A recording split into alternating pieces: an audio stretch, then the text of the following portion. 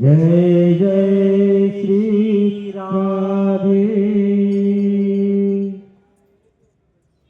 अब मैं परमादरणीय दीदी जी के श्री चरणों में प्रार्थना करता हूँ कि आप हम कलयुग से पीड़ित जीवात्माओं को श्री गुरुदेव उपदेशामृत से तृप्त करें। राधे राधे।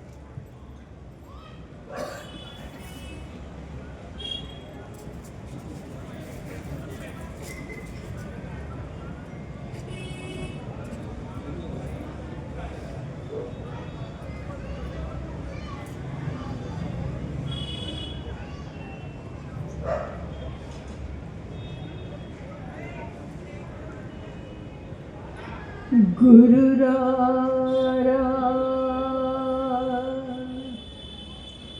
धनादिश्य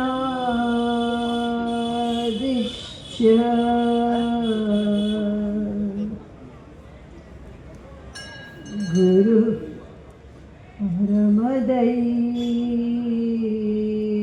परमदैवतम् गुरो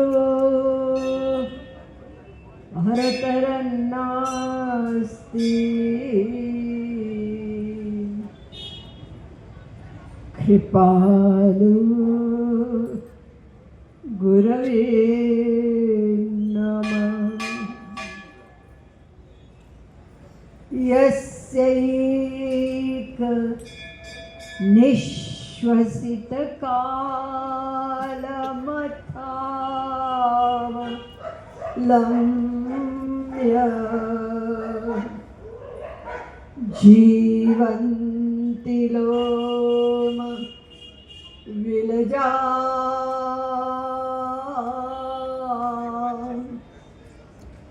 जगदन्दनाथ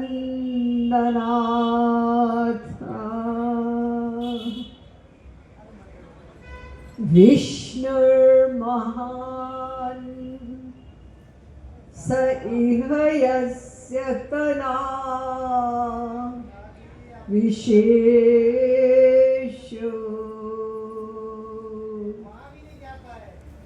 गोविन्दमादि पुरुषं तमहं भजामि।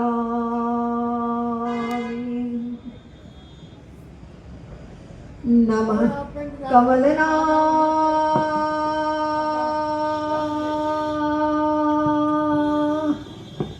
कमलनाभाय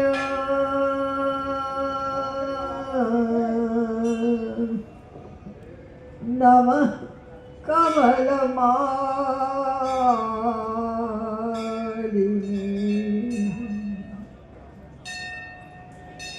नमः कमलपादाय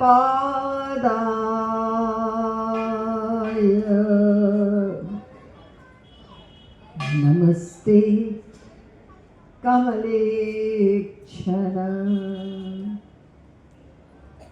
यो ब्रह्माणं विदधाति पूर्वं यो वै वेदांश्च प्रणोति तस्मै तद्वन्ह देवमात्मबुद्धिप्रकाशम् मुमुक्षुर्वै शरणमहं प्रपद्ये।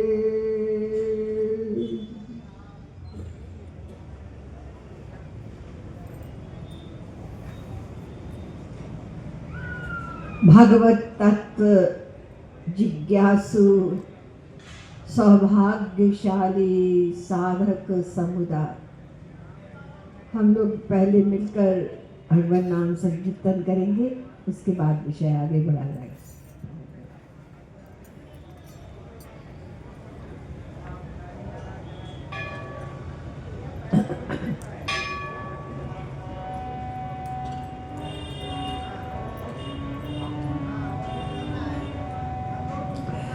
श्री गुरुवर शरणं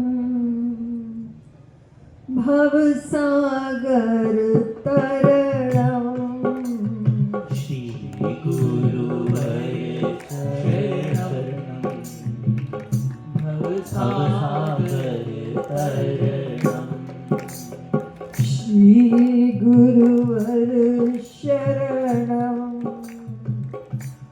भवसागर तरणम। श्री गुरुवर शरणम भवसागर तरणम। श्री गुरुवर शरणम भवसागर तरणम। श्री गुरुवर शरणम भवसागर तरणम। श्री गुरुवर शरणम भवसागर तरणम। श्री गुरुवर शरणम भवसागर तरणम। गुरुवर शरणम शरणम ओ गुरुवर शरणम। गुरुवर शरणम गुरुवर शरणम गुरुवर शरणम गुरुवर शरणम। गुरुवर शरणम। श्री गुरुवर शरणम भवसागर तरणम। श्री गुरुवर शरणम भवसागर तरणम। ओ श्री गुरुवर शरणम भवसागर तरणम। श्री गुरुवर शरणम भवसागर तरणम। ओ श्री गुरुवर शरणम भवसागर तरणम। श्री गुरुवर शरणम भवसागर तरणम। श्री गुरुवर शरणम भवसागर तरणम। श्री गुरुवर शरणम भवसागर तरणम। गुरुवर शरणम ओ गुरुवर शरणम गुरुवर शरणम गुरुवर शरणम गुरुवर शरणम गुरुवर शरणम गुरुवर शरणम गुरुवर शरणम गुरुवर शरणम गुरुवर शरणम। गुरुवर शरणम। ओ श्री गुरुवर शरणम भवसागर तरणम। श्री गुरुवर शरणम भवसागर तरणम। ओ श्री गुरुवर शरणम भवसागर तरणम। श्री गुरुवर शरणम भवसागर तरणम। गुरुवर शरणम गुरुवर शरणम गुरुवर शरणम गुरुवर शरणम गुरुवर शरणम गुरुवर शरणम गुरुवर शरणम गुरुवर शरणम गुरुवर शरणम गुरुवर गुरुवर शरणम शरणम गुरुवर शरणम। श्री गुरुवर शरणम भवसागर तरणम। श्री गुरुवर शरणम भवसागर तरणम। बोलिए कृपावतार जगत गुरुतम श्री कृपालु जी महाराज की जय। वृंदावन बिहारी लाल की जय।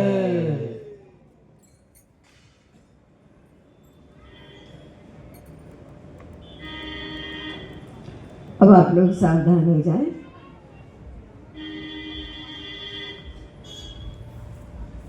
श्रीमद् भगवत गीता का प्रारंभ होता है,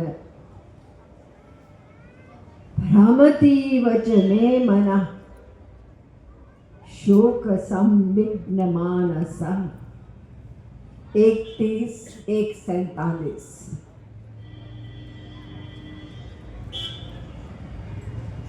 शोकाकुल भ्रम में पड़े हुए अर्जुन, जो हमारी तरफ से अपनी मनोदशा व्यक्त करते हुए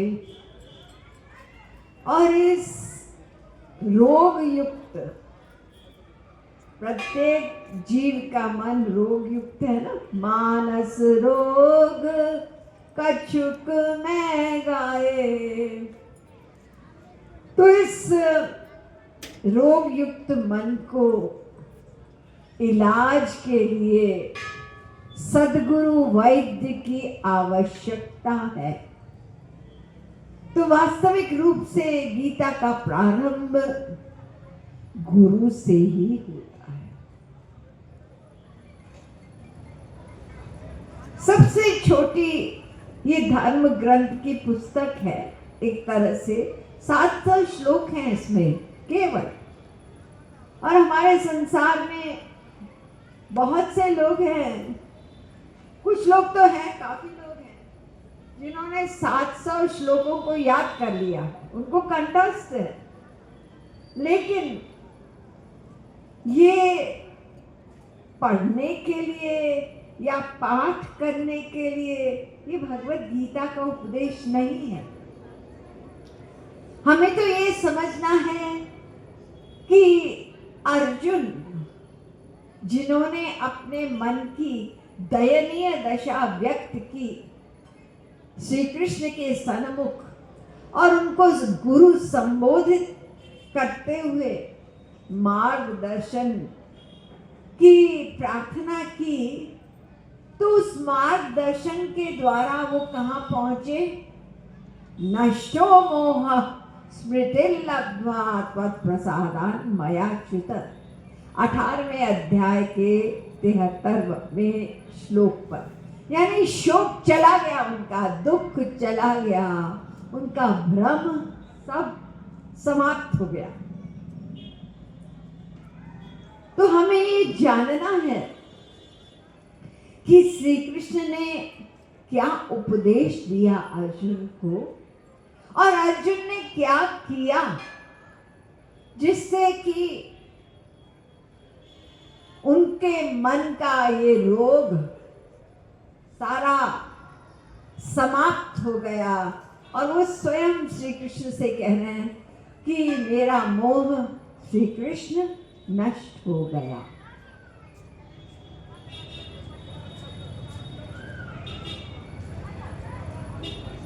इतनी सी बात समझनी है, और इसके ऊपर कितने भाष्य लिखे हैं लोगों ने, हजारों भाष्य हैं इसी भगवत गीता पर। तो एक साधारण संसार में रहने वाला व्यक्ति किसी ने दे दी, ये लो, ये बहुत बढ़िया पुस्तक है भगवत गीता, क्या पढ़ लेना। वो किसने लिखी है और उसकी चित्त वृत्ति क्या है, हम कुछ नहीं जानते। तो इसलिए कंफ्यूज हो सकते हैं, मिसगाइडेड हो सकते हैं। इसलिए प्रारंभ से ही अर्जुन ने मार्गदर्शन का निवेदन किया, क्योंकि गुरु परमावश्यक है। और गुरु कौन? जो श्रोत्रिय हो और ब्रह्मनिष्ठ हो। 2 क्वालिफिकेशंस ये आवश्यक है। तो इस कलयुग में ना हम जानते हैं, हमारे पास ज्ञान भी नहीं है कि संत होता क्या है।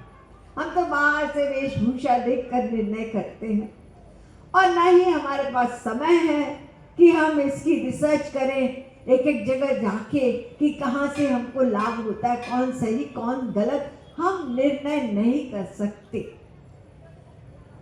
तो इस चीज का आप लोगों को यहाँ पर जो गीता ज्ञान दिया जा रहा है, आप लोग निसंकोच होकर के और अपना सौभाग्य मानते हुए एक एक शब्द ध्यान से सुने कि ये जो कुछ आप लोगों को बताया जा रहा है ये एक ऐसी अथॉरिटी यानी जो संतों के शिरोमणि घोषित किए गए। और इतना ही नहीं, हमारे इस भारतवर्ष के जो प्रमुख 4 मूल जगत गुरु हुए उनमें श्री महाराज जी को, जगत गुरु श्री कृपालु जी महाराज को जगत गुरु तम घोषित किया 500 विद्वानों ने एक मत होकर। कितना मुश्किल है, वैसे ही विद्वानों में मत भेद होता है, ईर्ष्या होती है, और 500 मिलकर और एक मत हो करके और नतमस्तक हो करके ये एडमिट करें कि ये जो युवक है 34 साल का, ये हो ना हो ये अवतारी पुरुष ही है, इनके पास जो ज्ञान है वो हम सबका मिलकर भी कम है, ये सर्वश्रेष्ठ महापुरुष है। तो ऐसे जगत गुरु तम का भगवत गीता, अरे सारे शास्त्रों वेदों का सार उन्होंने हमको समझा दिया है। हमको कोई भी अलग से धर्म ग्रंथ पढ़ने की जरूरत नहीं है, पढ़ेंगे तो क्या होगा और कंफ्यूज। श्रुति पुराण बहु कहे पाई छूटई ना अधिक अधिक उड़ जाए। जंगल है ये, एक जगह एक बात, एक जगह दूसरी बात। और इन ये शास्त्र वेद जो है ना, ये अलौकिक वाणी है। ये जो हम संस्कृत पढ़ते हैं ना वो नहीं है, ये अलौकिक है। वेद भगवान का स्वरूप है। वेदो नारायण साक्षात।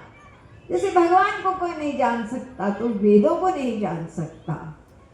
इसलिए कहा आचार्यवान पुरुषो ही वेद 6:14 छांदोग्य उपनिषद। शास्त्रों का सार समझने के लिए आचार्य के पास जाओ, टीचर के पास जाओ। जैसे संसार में ABCD पढ़ने के लिए भी हम टीचर के पास जाते हैं, तो यहाँ पर आप लोगों को जो गुरुओं के भी गुरु जो जगत गुरु तम हैं उनके द्वारा सरलतम, एक एक व्यक्ति समझ रहा है जो मैं समझा रही हूँ, तो उन्होंने बड़े सरल शब्दों में शास्त्रों वेदों का गंभीर ज्ञान और एक साधारण व्यक्ति के समक्ष घर घर तक पहुंचाया। और इतना ही नहीं, एक एक शब्द उनका तर्क युक्त भी है, लॉजिक है इसमें, और सरस्तम भी है। और हम इसको अपने जीवन में प्रैक्टिकल उतार सकते हैं। ऐसा नहीं है कि ये ज्ञान ये तो बस ठीक है सुन लिया, हम कुछ कर नहीं सकते, बहुत कठिन है। आपका हृदय स्वीकार करेगा कि हर व्यक्ति इसको अपने जीवन में अपना सकता है। और गीता भी इसलिए है, ये जीने के लिए है, ताकि हम भी एक दिन वो अर्जुन की स्थिति को प्राप्त कर सकें कि हमारा ये दुख, ये अशांति, ये शोक, ये तनाव ये समाप्त हो जाए। यही तो चाहते हैं हम लोग। कोई दुख चाहता है क्या? प्रतिक्षण हम यही प्रयत्न करते हैं कि दुख से कैसे छुटकारा मिले, क्या करें, कहाँ जाएं और सुख कैसे मिले। यही हमारे जीवन का लक्ष्य है। हाँ, तो अर्जुन श्री कृष्ण से मार्गदर्शन की प्रार्थना कर रहे हैं और श्री कृष्ण कह रहे हैं, अर्जुन तुम क्षत्रिय हो, तुम उठो और युद्ध करो, अपनी ड्यूटी का पालन करो। तो कल मैंने बताया कि हमारे संसार में ये बहुत बड़ा अज्ञान है कि गीता में सिर्फ कर्म लिखा है। गीता में कर्म भी है, विकर्म है, कर्म योग है और कर्म संन्यास, चार चीजें। इसलिए वास्तविक महापुरुष से समझना पड़ेगा कि अर्जुन ने किया क्या। तो ये कर्म से हमने शुरुआत की कल, जिसको हम लोग सोचते हैं गीता का उपदेश है, अपनी ड्यूटी करो संसार में। अब ड्यूटी में हम लोग प्लस माइनस अपनी मर्जी से करते रहते हैं। कहाँ गए थे? वो ऐसा था कि वहाँ पार्टी में गए थे, बच्चे लेके गए थे, ये किया वो किया, और सबको ड्यूटी में जोड़ देते हैं। अनावश्यक चीजें भी, और जो हम नहीं करना चाहते हैं वो अपने आप हम उल्लंघन करते हैं। तो ड्यूटी हम अपने हिसाब से अपना घोषित करते हैं, जबकि हमारे शास्त्रों वेदों में मैंने कल बताया कि वर्णाश्रम धर्म संबंधी 80,000 मंत्र हैं, 80,000। क्या क्या करना है और क्या क्या नहीं करना है, ये सब डिटेल में है। हम कुछ जानते हैं? बताइए क्या जानते हैं आप? हम अटकल पच्चू थोड़ा सा इधर से सुना उधर से सुना और उसी को अपना लेते हैं, सोचते हैं हम अपना धर्म कर्म का पालन करते हैं। तो ये वर्णाश्रम धर्म, ये वेदों में इसका वर्णन इसलिए है ताकि हम आध्यात्मिक जगत की ओर बढ़ें और प्रगति करें। वर्ण ये इस हिसाब से जैसे जैसे जिसके अंदर जो भी क्वालिटी है, इंटरेस्ट है, उसके अनुसार उसको ड्यूटी दी गई, ऐसा प्रारंभ हुआ। और आश्रम है कि एक के बाद एक हमें आगे बढ़ना है, निकलना है संसार से। ये संसार किसी का परमानेंट घर है? कोई बताए? रहना नहीं देश वीराना है, रहना नहीं देश वीरा। ये फॉरेन कंट्री है ये संसार। आत्मा घर श्री कृष्ण के पास है, वो हमारा असली घर है। और हम घूम रहे हैं 84 में कर्म बंधन में। इसलिए ये वर्ण आश्रम बनाए गए कि स्टेप बाय स्टेप वो चीज हम करें जिससे एक दिन कर्म बंधन से छुटकारा हो और हम अपने असली घर जाए जहां सदा रहे। यहाँ तो आवागमन है, आए गए, छुटकारा नहीं है। तो ये वर्णाश्रम और ये शरीर संबंधी धर्म है, क्योंकि ब्राह्मण क्षत्रिय वैश्य ये शरीर की बात है। आत्मा तो नहीं होता ब्राह्मण क्षत्रिय शूद्र, ये शरीर संबंधी धर्म है। और इसमें अनेक प्रकार की बातें शास्त्रों वेदों में ब्राह्मण के लिए अलग, क्षत्रिय के लिए अलग, ये सब बताया गया। हमें तो ABCD भी नहीं पता है। और जो इधर उधर सुनते हैं, कुछ खास बात हम लोग सुनते हैं ना कि सत्यम वद धर्मं चर, ये करना है हमको, मातृदेवो भव पितृदेवो भव, ये सब बताया जाता है, हमारी ड्यूटी है, इसको करो आप। और नारी धर्म पति देव न दूजा, ये भी बताया गया है। बहुत कुछ बताया गया है इस संसार में रहने संबंधी, क्या करना है या नहीं करना है। तो कल हम लोगों ने मर्यादा पुरुषोत्तम राम के महल में प्रवेश किया। अब प्रवेश करके यद्यपि हम रामायण का पाठ करते रहते हैं, अभी भी होगा, रामनवमी आ रही है तो फिर पाठ शुरू हो जाएगा, पढ़ते हैं। ये कभी ध्यान दिया कि मर्यादा स्थापन करने के लिए भगवान राम पग पग पर सावधान रहे और उन्हीं के घर में लक्ष्मण जो पिता तुल्य भाई हैं, बड़े भाई, उनकी आज्ञा का उल्लंघन कर रहे हैं। और नारी धर्म पति देव न दूजा, भगवान राम समझा रहे हैं तुम यही रहो सीता। अरे जंगल में तुम्हारी अपने को देखो, तुम्हारी रक्षा भी करूं और वहाँ यहाँ पे ससुर सास की इनकी पूजा, इनकी सेवा करना तुम्हारा धर्म है। नहीं माने लोग। और आगे बढ़िए, आपको शॉक लगेगा सुन के कि ये चतुर्व्यूह है। राम लक्ष्मण भरत शत्रुघ्न, लक्ष्मण ने जो किया सो किया। जब भरत को पता चला कि हमारे भाई, क्योंकि उनके लिए राम उनके विशेष विशेष प्रिय, उनके प्राण, और वो जा रहे हैं वन में, क्यों? क्योंकि मेरी मां कैकेयी ने ये जो वचन दिया था दशरथ जी ने, उस वचन को निभाने के लिए वो भाई जा रहे हैं। और कैकेयी ने बाकायदा याद दिलाया, वो चाह रही थी कि मेरा बेटा राजा बने, इसलिए ये सब नाटक किया। जैसे ही उनको पता चला, उनके क्रोध का ठिकाना नहीं रहा। इतना गुस्सा और इतना बड़े महापुरुष, अरे माँ है तुम्हारी, कुछ भी हो, लेकिन क्या कह रहे हैं? हन्यामहमिमां पापां कैकेयी दुष्टचारिणी यदि मैं धार्मिको रामो नासूयेन मातृघातकम्।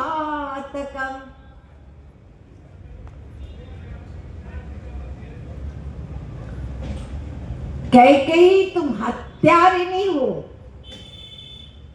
पापिनी हो, दुष्टचारिणी हो, माँ को कह रहे हैं। ये कलयुग में भी कोई सोच समझ के माँ को कहेगा? ये त्रेता युग की बात बता रही हूं मैं।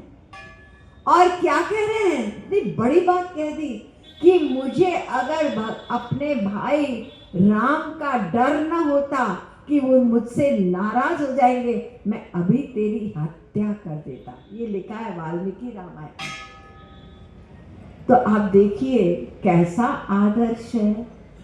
माँ तो देवी है ना, और ये स्वयं महापुरुष है भरत।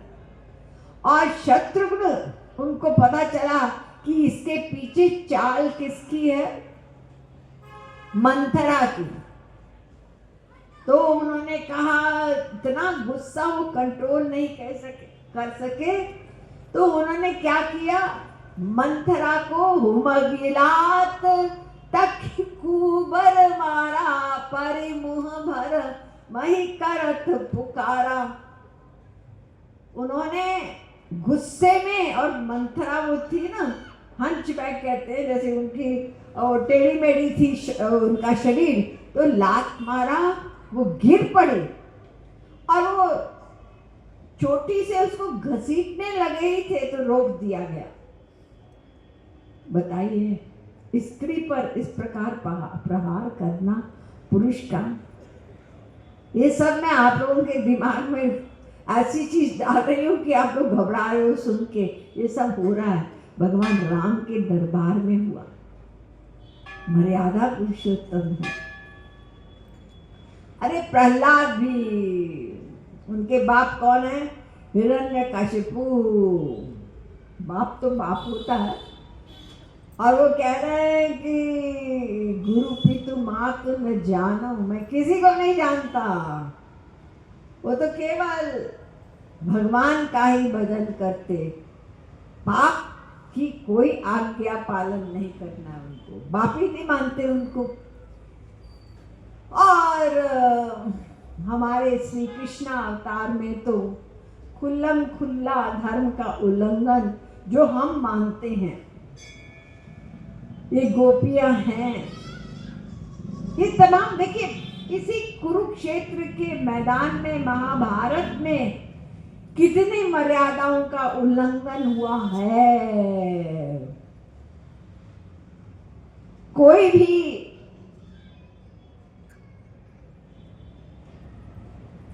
गुरु द्रोणाचार्य को मार नहीं सकता था, इम्पॉसिबल था। कौरवों के साइड में है, लेकिन कैसे मारा जाए?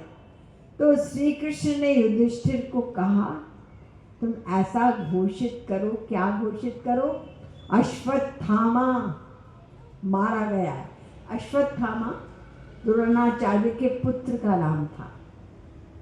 और अश्वत्थामा युद्ध के मैदान में हाथी का नाम भी था।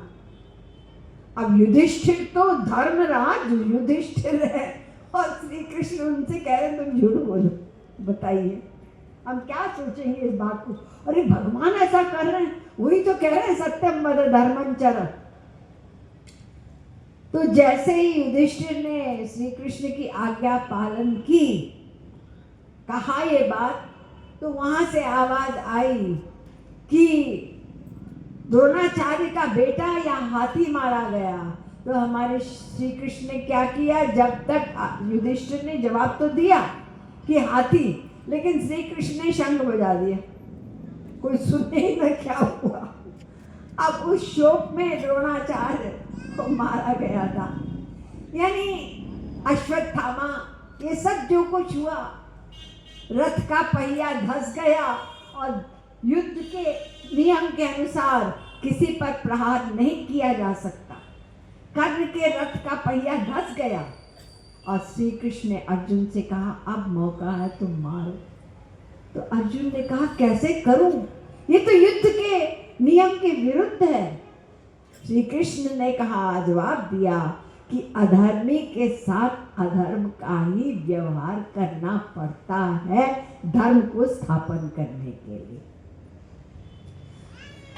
तो संक्षेप में यूं समझ लीजिए कि मैंने कल बताया, आप लोग भूले ना होंगे, सबसे पहला ज्ञान जो श्री कृष्ण ने दिया अर्जुन को, जैसे ही उन्होंने कहा आप हमारे गुरु, मैं आपका प्रपन्न शिष्य, मुझे मार्गदर्शन दो, तो श्री कृष्ण ने बताया कि शरीर क्या है, आत्मा क्या है, यानी मैं का ज्ञान।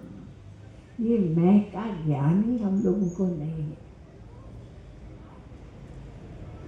आप लोगों में से कुछ लोग जानते होंगे कि हमारे श्री महाराज जी जो 5वें मूल जगत गुरु हैं, उन्होंने एक ऐसा रिकॉर्ड तोड़ दिया कि मैं कौन मेरा कौन, ये एक सब्जेक्ट, और इस पर उन्होंने 103 प्रवचन दिए हैं।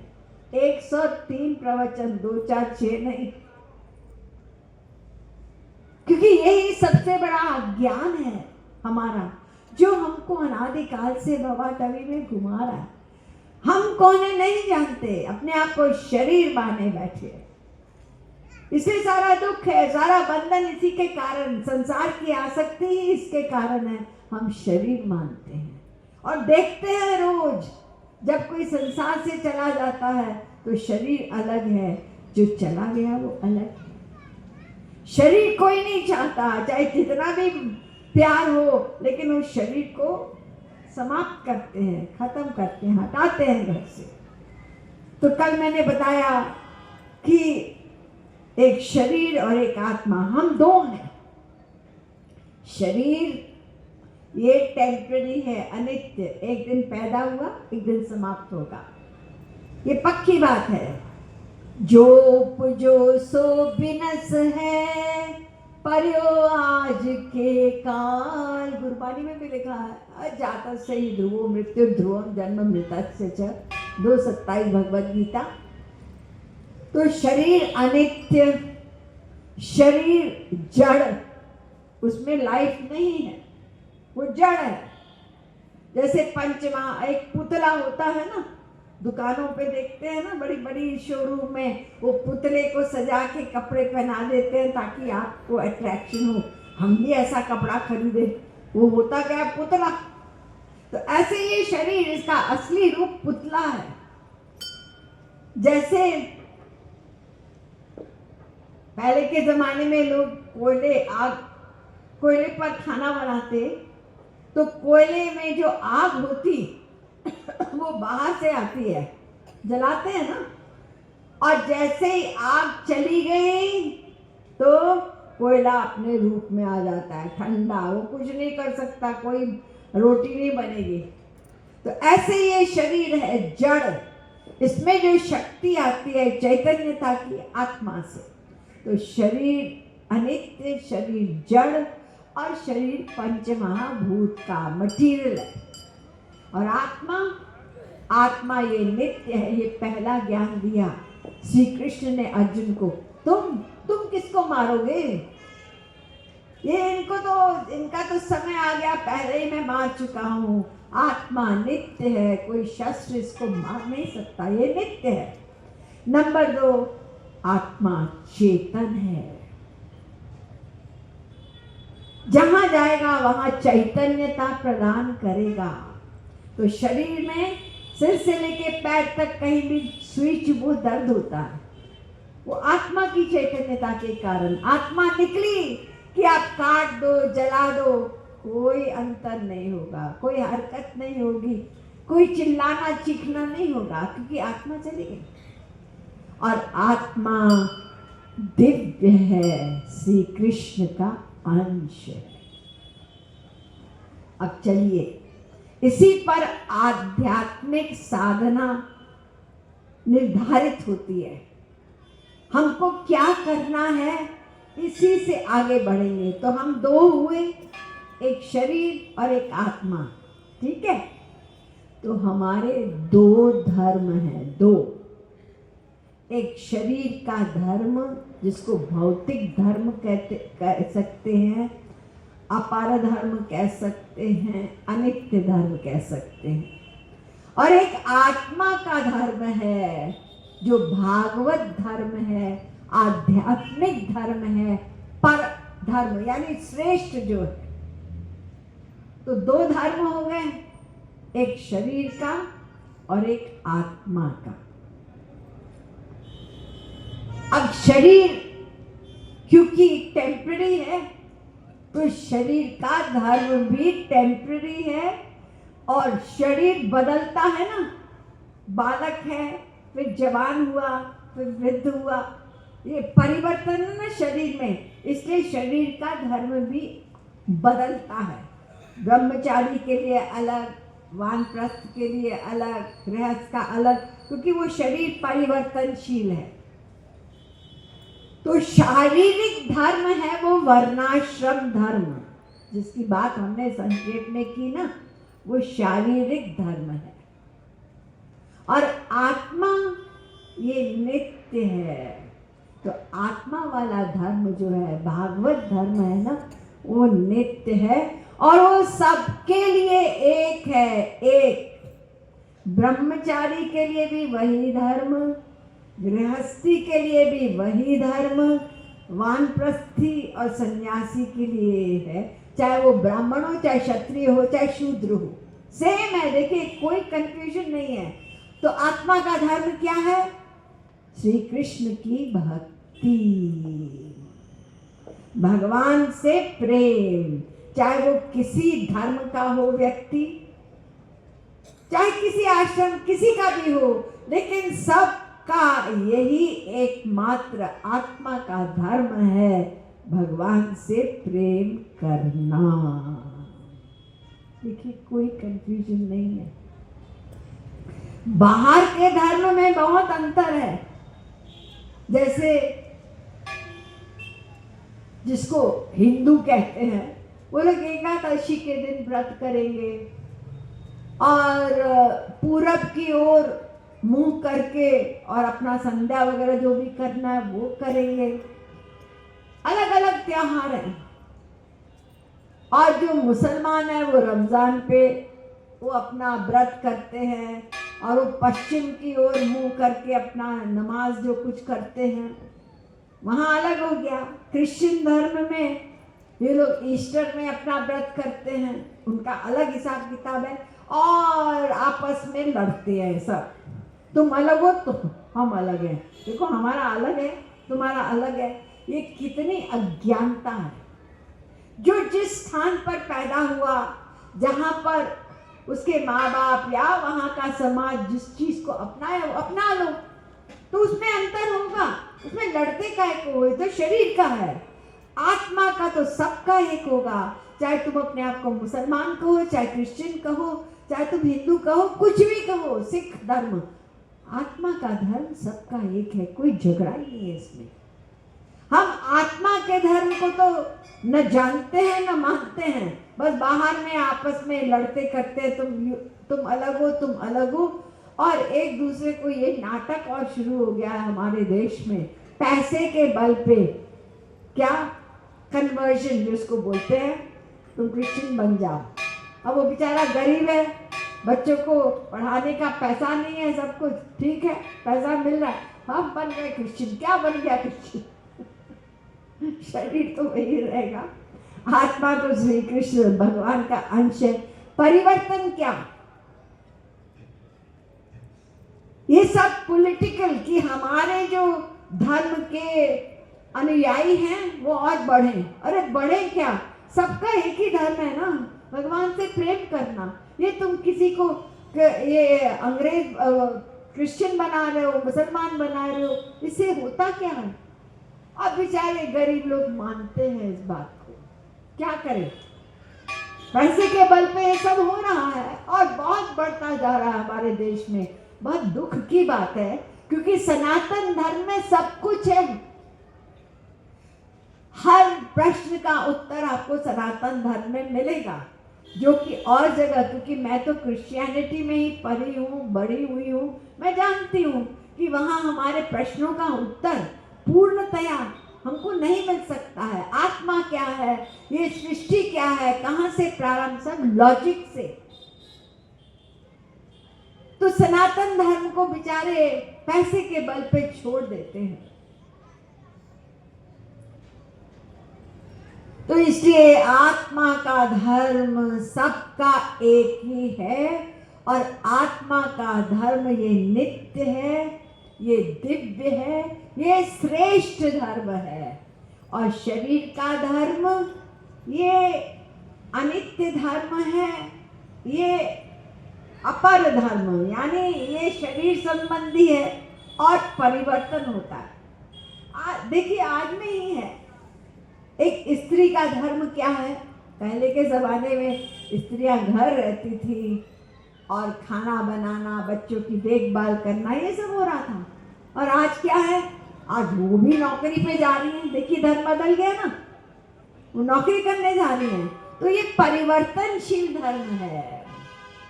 और कौन किसकी सेवा कब करे, अपने मतलब बहुत विकट है ये वर्णाश्रम शारीरिक धर्म है। ये भी कहा नारी धर्म पति देव न दूजा, ये भी कहा अहिते अधिक धर्म नहीं दूजा, सादर सासु ससुर पद पूजा, ये भी कहा। हर चीज एक दूसरे को काटती है। तो आप सोचिए, घर में रहने वाली स्त्री, सपोज वो जॉइंट फैमिली है, तो उसमें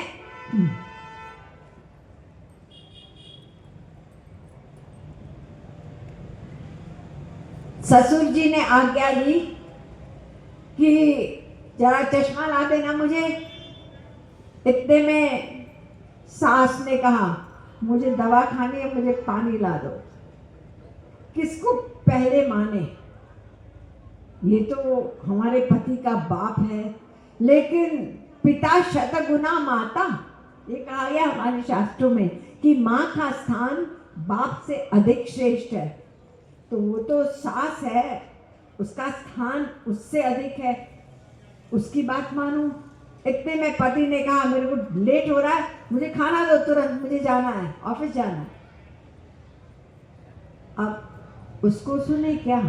लेकिन वो तो उसी के बाप है, वो तो उसी की माँ है, और उधर बच्चा रो रहा है, बच्चा भूखा है। तो कौन सी चीज पहले करे, ये हमारा धर्म क्या कहता है। तो इसलिए वो धर्म संकट में होती है, जहाँ उसको अगर सास से नहीं पटती, बोलती रहो, तुम चिल्लाती रहो, बाद में दूंगी पानी, अपने आप उठ के ले लो, कुछ भी यानी ये शारीरिक धर्म बड़ा कंफ्यूजिंग है। लेकिन आत्मा का धर्म कंफ्यूजिंग नहीं है, एक ही धर्म है।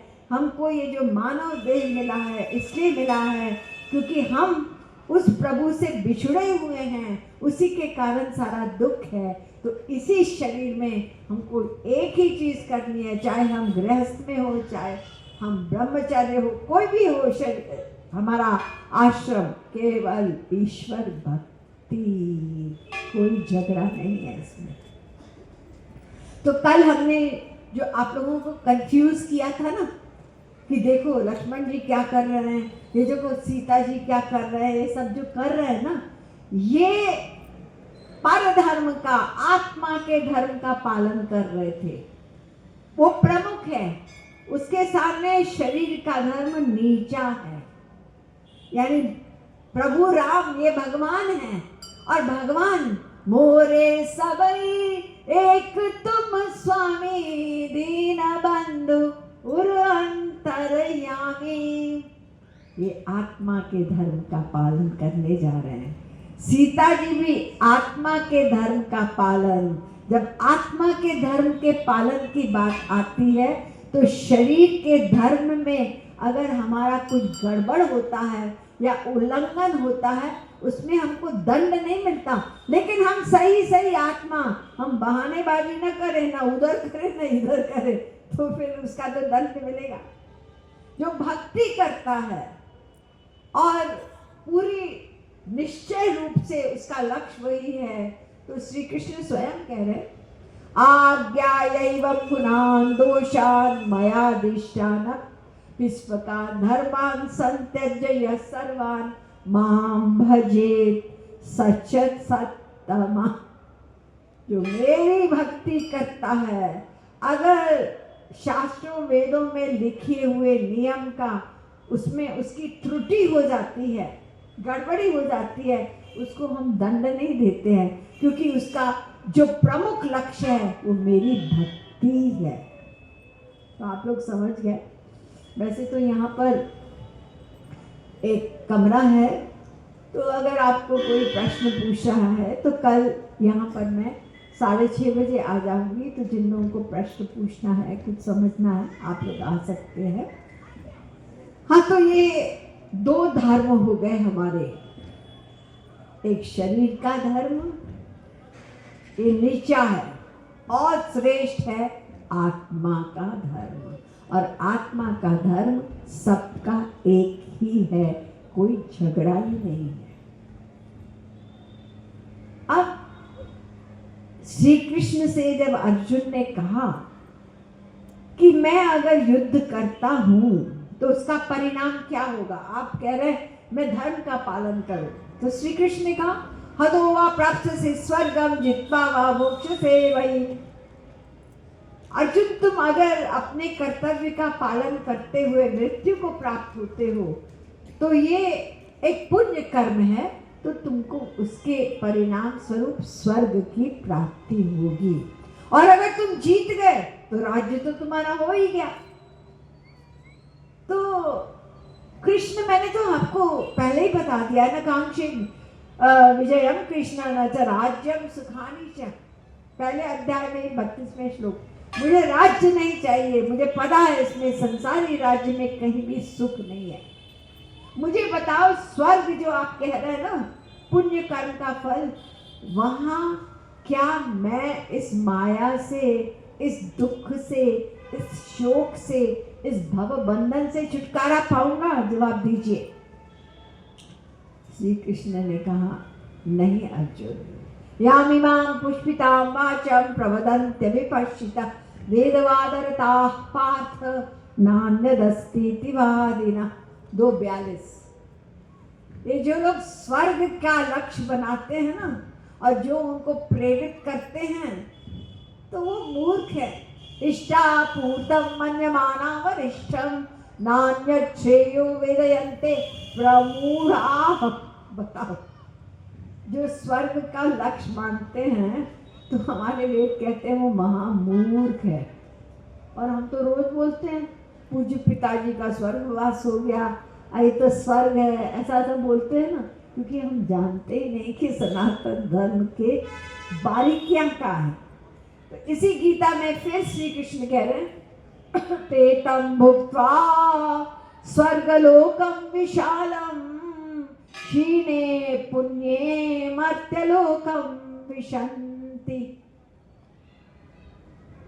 स्वर्ग हमको मिलता है कुछ दिन के लिए अपने पुण्य कर्म के फल के स्वरूप में।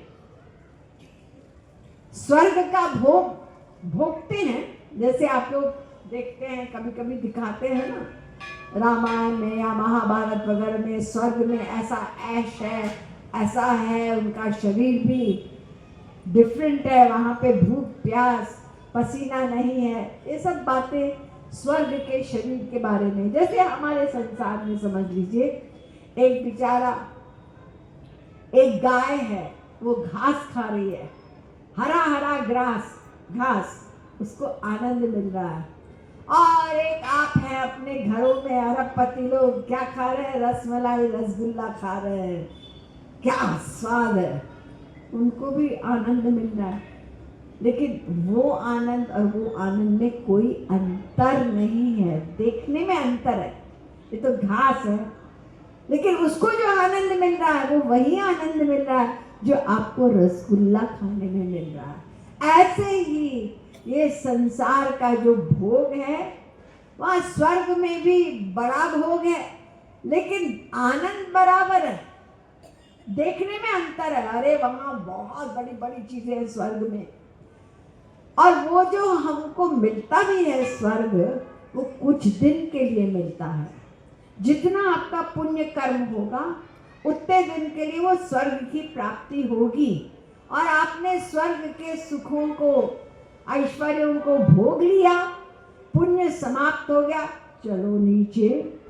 क्षीणे पुण्ये मर्त्यलोकम विशन्ति, स्पष्ट 9वें अध्याय का 21वां श्लोक।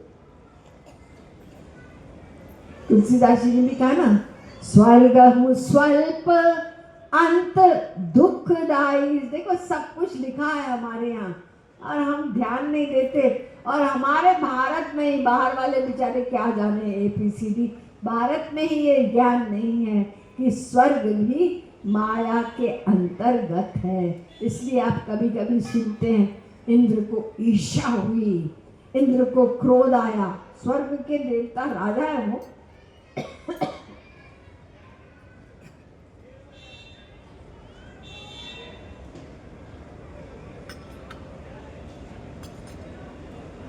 तो देखिए, अगर हम वर्णाश्रम धर्म का पालन नहीं करते, जैसे कि अर्जुन ने कहा मैं युद्ध नहीं करूंगा, तो श्री कृष्ण ने कहा ये विकर्म होगा, बुरा कर्म होगा, तो उसका फल नरक।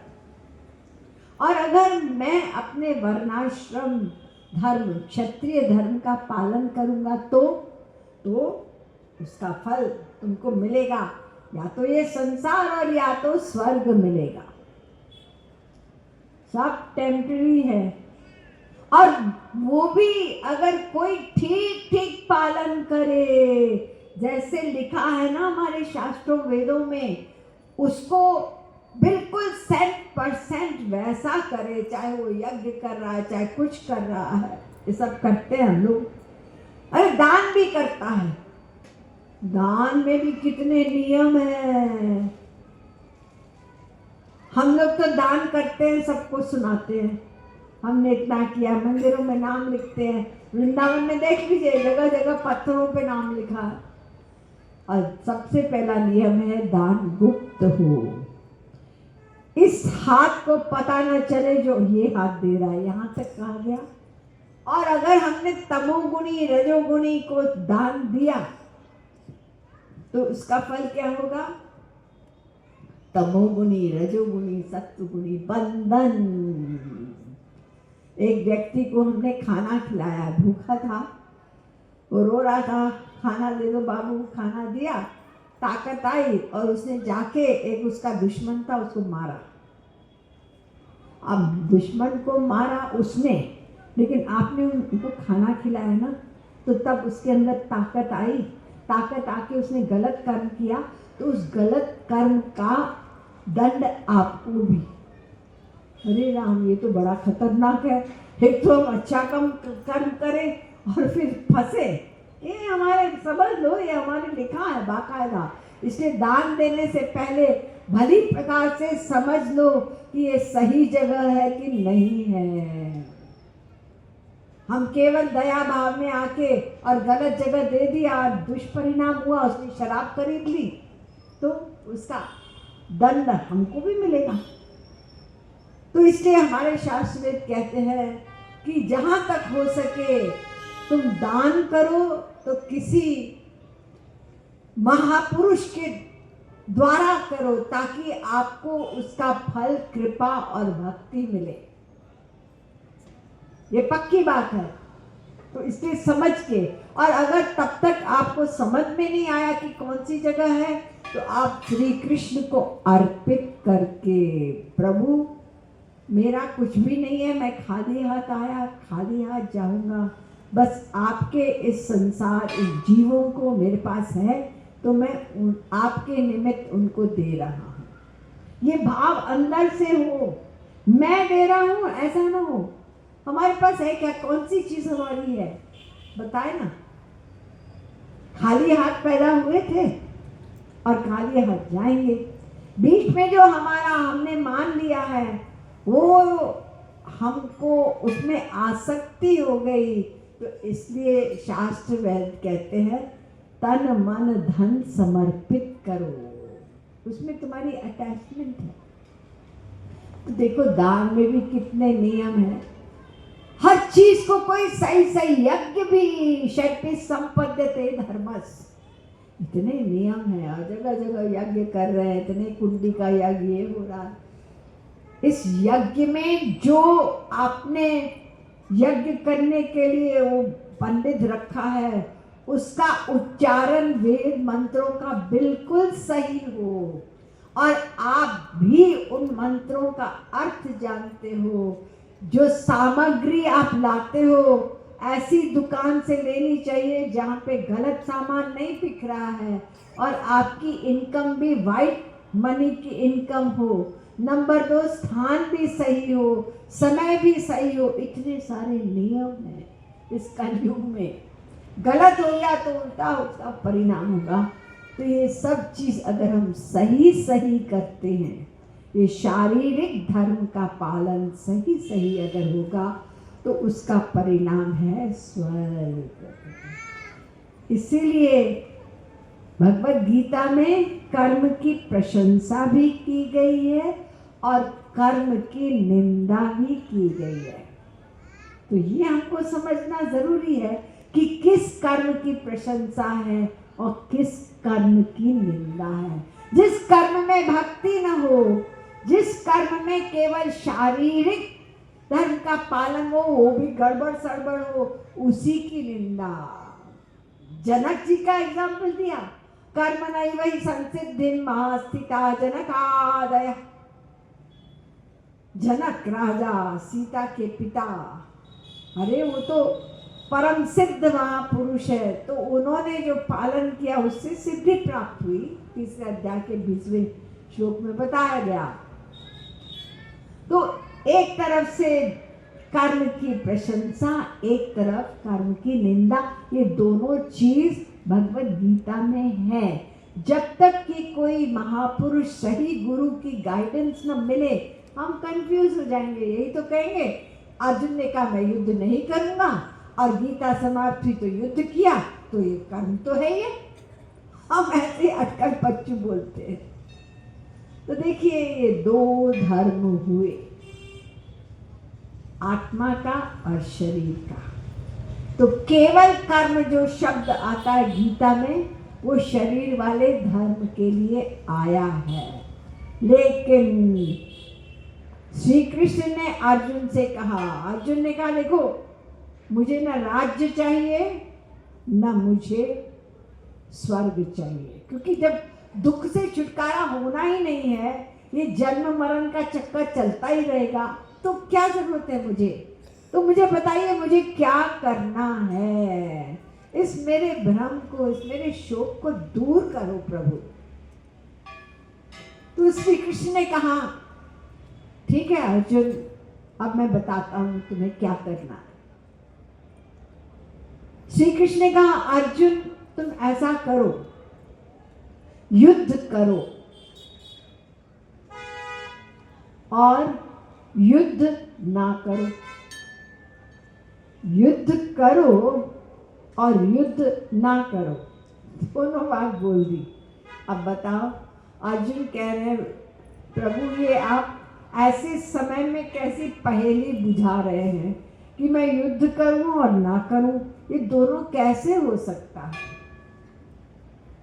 यही तो समझना है और यही गीता का सार है कि करना भी है और नहीं भी करना है।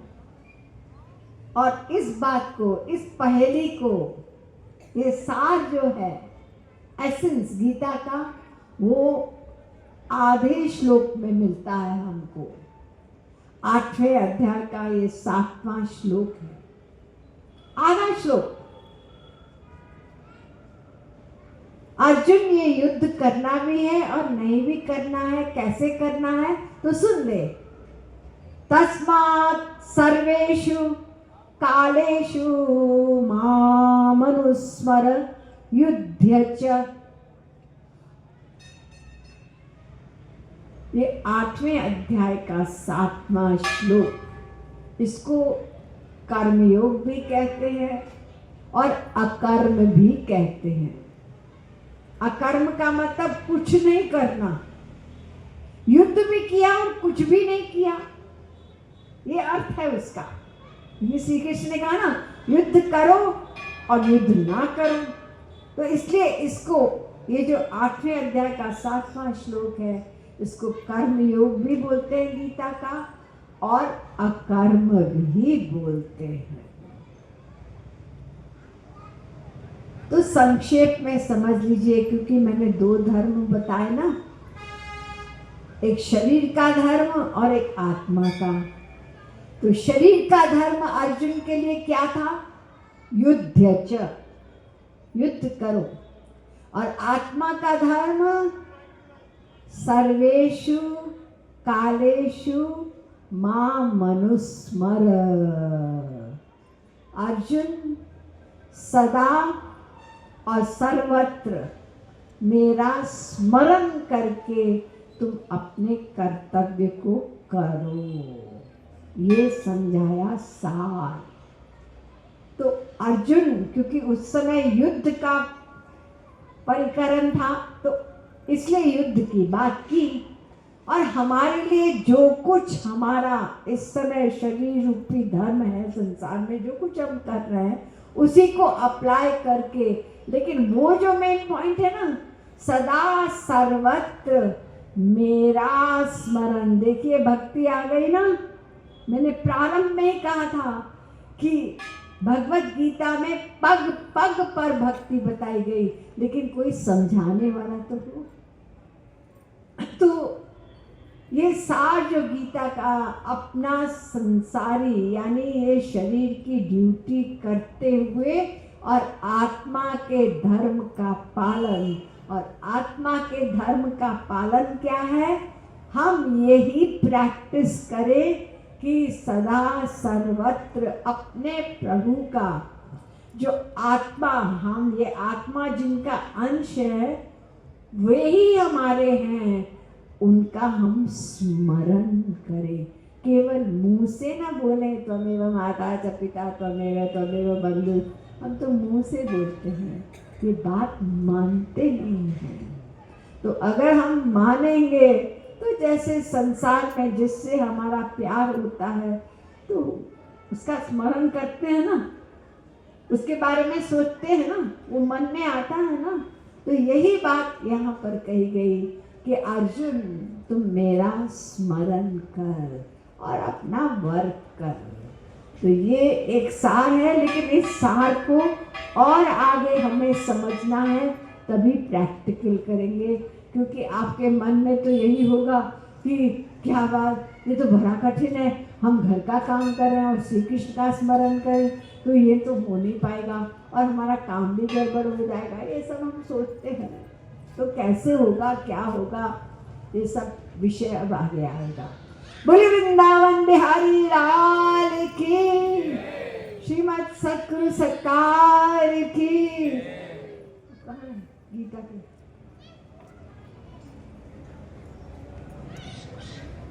अभी हम लोग राधा गोविंद की जहाँ तक पहुँचे थे कल, और आगे चलेंगे इसका सार समझने के लिए। तो आप लोगों ने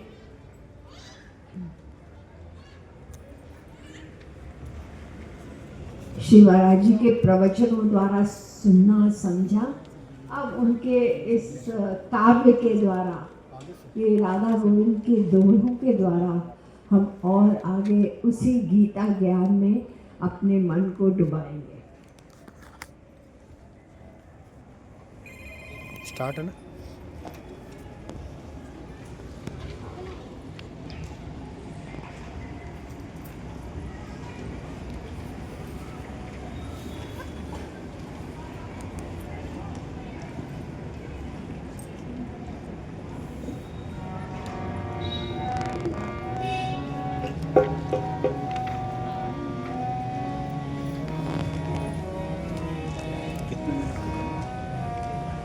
राधे राधे गोविंद गोविंद राधे राधे राधे गोविंद गोविंद राधे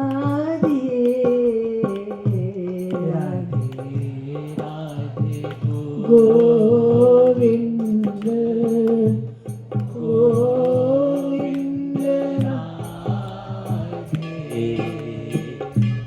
राधे राधे गोविंद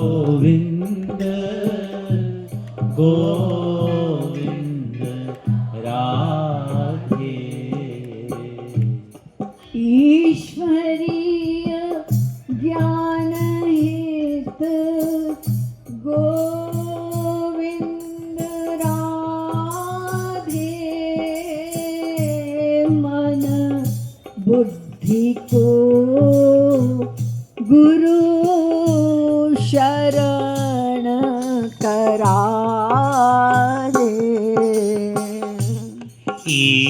ईश्वरीय ज्ञान हित गोविंद राधे मन बुद्धि को गुरु शरण करा दे। कर्म में अनेक भेद कर्म में अनेक भेद गोविंद राधे कर्म अकर्म विकर्म बता दे कर्म में अनेक भेद गोविंद राधे कर्म कर्म अकर्म बता दे। कर्म तो है नश्वर गोविंद राधे स्वर्ग देके मर जाए सबको बता दे कर्म तो है नश्वर गोविंद राधे स्वर्ग देके मर जाए सबको बता दे। तन से जगत कर्म गोविंद राधे मन से भजन कर्मयोग बता दे गोविंद राधे मन से भजन कर्म योग बता दे। तन से जगत कर्म गोविंद राधे मन से भजन कर्मयोग बता दे तन से जगत कर्म गोविंद राधे मन से भजन कर्म योग बता दे। कृष्ण ने कहा पार्थ कृष्ण ने कहा पार्थ गोविंद राधे मन मुझ में ताना युद्ध में लगा दे। कृष्ण ने कहा पार्थ गोविंद राधे मन मुझ में ताना युद्ध में लगा दे। कृष्ण ने कहा पार्थ गोविंद राधे मन मुझ में तन युद्ध में लगा दे। कृष्ण ने कहा पार्थ गोविंद राधे मन मुझ में तन युद्ध में लगा दे। मन मुझ में तन युद्ध में लगा दे। मन मुझ में तन युद्ध में लगा दे। ओ राधे राधे गोविंद गोविंद राधे राधे राधे गोविंद गोविंद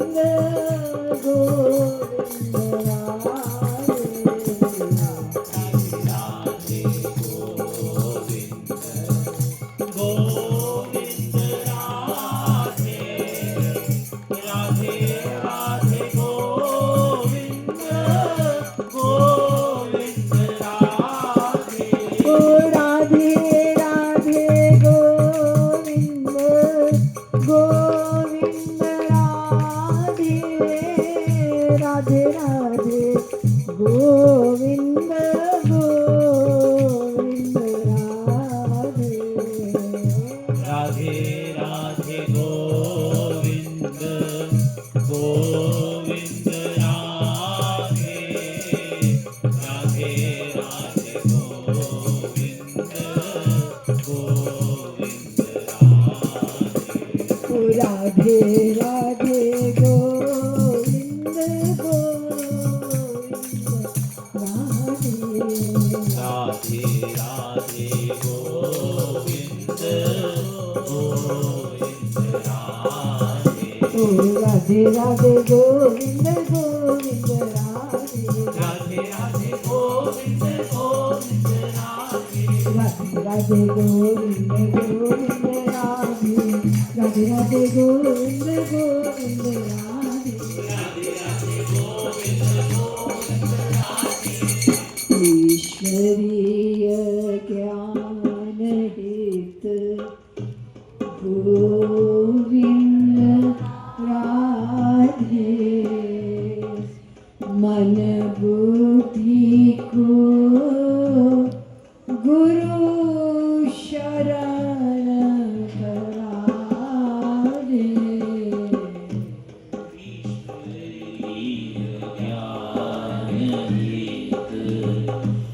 गोविंद राधे